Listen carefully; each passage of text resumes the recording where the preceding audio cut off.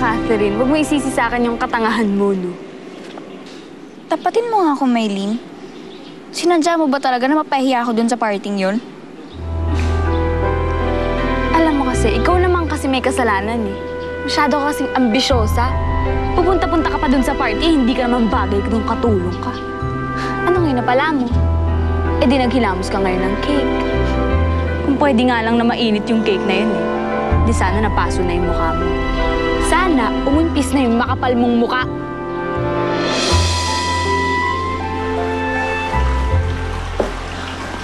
Sir? Gising, kumusta na nga pala si Catherine? Sir, hindi pa rin ho niya makalimutan yung nangyari kagabi. Nasaan siya? Andun ho sa garden, kausap ho si Clarissa. Kung ganon, ikaw nga may pakana ng lahat, no?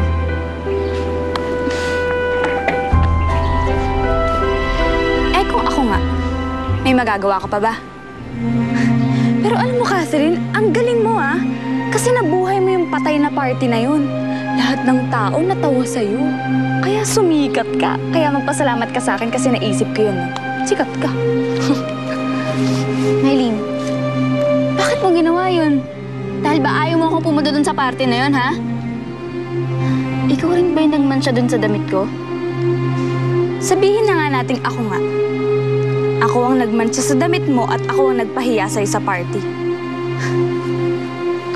Ngayon, alam mo na. Anong gagawin mo? Maylene!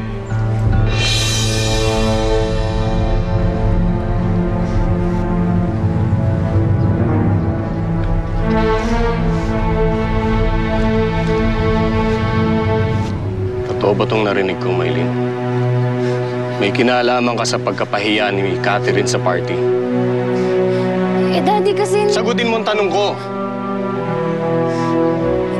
Eh, si Britney naman po yung may pakananan eh.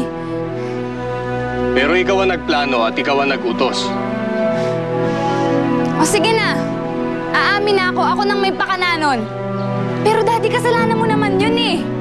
Party ko yun, pero si Catherine yung gusto mong makasama mula simula. Alam mo naman na hindi totoo yan. Anong hindi? Eh, ikaw pa nga naghatid sa kanya papasok sa party eh. Oh, ano namang masama doon? Alam mo, Maylene, hindi ko maintindihan eh kung bakit kinakailangan mo ipahiya tong si Catherine sa party. Hindi mo ba naisip na masamang gawain yon? Maling gawain yon! Oo na, ako na yung mali. Ako na yung masama, ako na lagi pasaway. Ano ba namang laban ko kay Catherine na perpekto, di ba? Anak niyo lang naman ako Ayun eh. na nga eh. Ikaw nga ang anak ko. Kaya ganun na lang akong ka-concern sa'yo dahil mahal kita. Hindi mo ba naiisip yun? Magmula ngayon, hindi ka na makikipagkaibigan sa Britney na yun. Bakit? Bakit? Di ba ikaw na rin ang nagsabi? Nakakonsyaba mo siya?